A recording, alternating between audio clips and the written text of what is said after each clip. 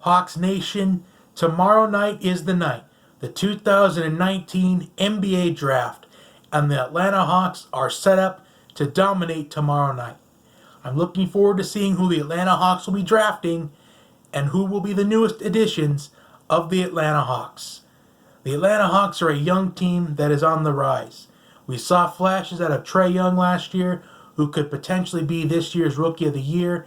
It's between him and Luka Doncic. So I'm hoping that the Hawks can find another gem in tomorrow night's NBA Draft. I have a list of prospects that I'm hoping the Atlanta Hawks draft. I've got 8 of them on my wish list. And at the end, I will talk about what is the best case scenario for the Atlanta Hawks. But I will say out front, it's best to keep your 3 first-round picks. Picks number 8, 10, and 17. Why? Because it's a great quality of picks, and it also contains a great quantity. So you've got to use your quantity to your advantage to get the quality that the team needs. So I'm going to go through my wish list, and I'll talk about the best case scenario for the Hawks. So let me just tell you straight out front, though, that who I have at the bottom, this ranking doesn't really mean anything. The reason why who's where is based off of the chances that the Hawks will be able to draft them, or at least find themselves in position to draft them. So at number 1, I have Cam Reddish. Number 2, I have Goga Bitadze. Number 3, I have Jaxson Hayes. Number 4, I have Matisse Thybulle. Number 5, I have Kevin Porter Jr. Number 6, I have Bol Bol. Number 7, I have DeAndre Hunter. And number 8, I have Jarrett Culver. And the reason why DeAndre Hunter and Jarrett Culver are at the bottom of the preference list is because I can't find a scenario in where the Hawks could be in a position to draft either one of them. I think Culver is going to go right away in the draft after the big 3. I think Culver is going to be selected before it gets to the Hawks at number 8. And I think Hunter, there's a good chance he'll get selected in the top 7 as well. What I think the best case scenario for the Hawks is you got to look for some quality in each of your prospects. You don't want to go after solely shooting or defense. You got to go after some of everything. You got to go after someone that can defend well. You got to go after someone that has great offensive ability. You got to go with scoring. I think if you put a combination of those 3, it can be an A+ draft for the Hawks. For example, I think Cam Reddish is going to be the pick at number 8 for the Hawks, if he's still there. Although I could see a possibility of Reddish being taken a couple of picks before, but I think Reddish at number 8, it could be nearly a lock if he is still available at number 8. Goga Bitadze, he is number 2 on my preference list. And the reason why I think Goga Bitadze is going to be the pick is because, I will be honest, I think there's a 1 in 4 shot that Bitadze is going to be a draft pick for the Atlanta Hawks tomorrow night. I think at this time tomorrow night, we're going to be talking about Goga Bitadze possibly being the future of the Atlanta Hawks. Because there was only 4 teams that Goga Bitadze worked out with. And that was the Atlanta Hawks, the Charlotte Bobcats, the Boston Celtics, and Detroit Pistons. But I think if the Atlanta Hawks are really high on Goga Bitadze and he is really on their draft board, I think they have to take him at 10. Because I think it's too big of a risk to try to wait for him at 17. Because I don't think he's going to make it all the way back to 17. I think the Celtics are going to be pouncing on him. I think the Pistons are going to be pouncing on him. Possibly even the Bobcats as well. So I think if they want Bitadze, they've got to draft him at 10. I think there's no way that he gets to 17 if they pass up on him at 10. So I think Bitadze is going to definitely be either in the lottery or he's going to be the pick after it, which is the Detroit Pistons. So I think there's no way Bitadze falls out of the top 15. But if the Hawks end up going with maybe Hayes at 10. Hayes is someone that has been on my radar a little bit as someone that is following the Atlanta Hawks very closely and someone that has been following the Atlanta Hawks very closely for about the last 5-6 years. Hayes can provide great defense for the Atlanta Hawks, and he can provide a presence inside the paint. I think Goga Bitadze is the best all-around player, at least in this wish list.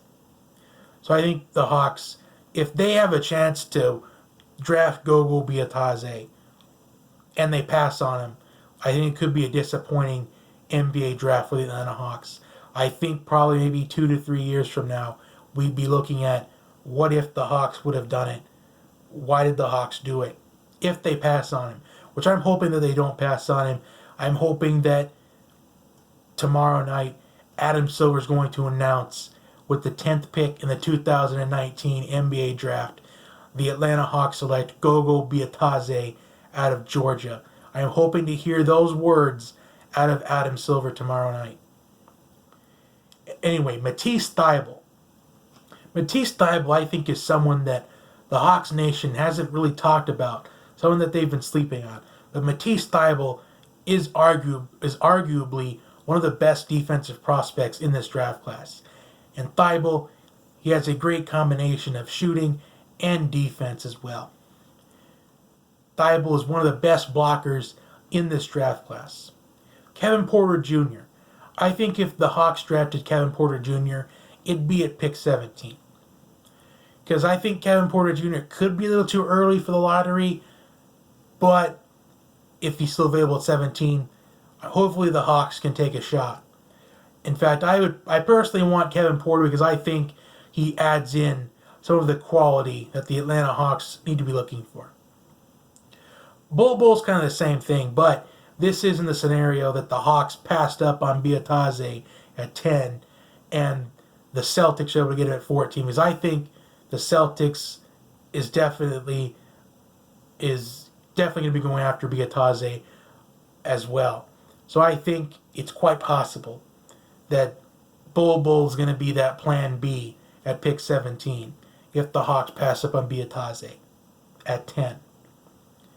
And DeAndre Hunter and Jarrett Culver, I've addressed that I think it's going to be way too late for the Hawks to get. I think they're going to be off the board by the time it gets to the Hawks number 8. But Cam Reddish is the favorite, at least my favorite on this wish list, because I think that's what the pick is going to be at number 8. Like I said earlier, I think Reddish could be off the board. It's quite possible he could be, but he could easily be he could still be there as well. But I think in the scenario, if Reddish is off the board, I think maybe you go with either Hayes or you reach on Thybulle.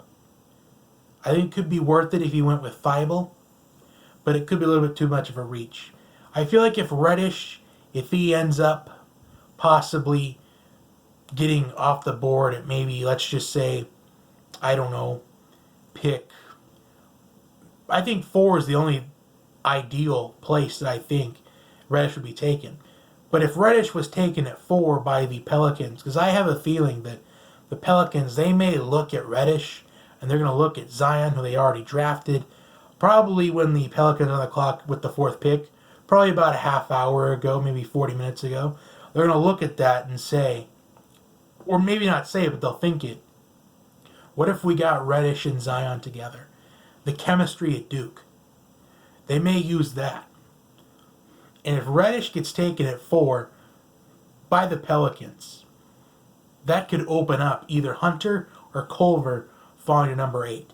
And that is the only realistic scenario on where I see the Hawks even have a chance of taking Hunter or Culver without trading any picks. Without trying to use picks 10, 17 to move up to 5, move up to 6, move up to 4. I think the Hawks are going to stay put with these picks. I feel like if they're going to try to trade into that top 5, they would have done it already. Although there were some rumors saying that the Hawks were going to trade picks number 8 and 10, moving into the 3rd position to take R.J. Barrett. But I think it's best to use your quantity to your advantage to get quality. So here's what I think the best case scenario for the Hawks could be. I think the best case scenario is if you went with Reddish at number 8, you went with Bitadze at number 10, and you went with Porter Jr. at number 17. I think that's the best case scenario because you're combining Reddish's ability on the offensive side of the ball.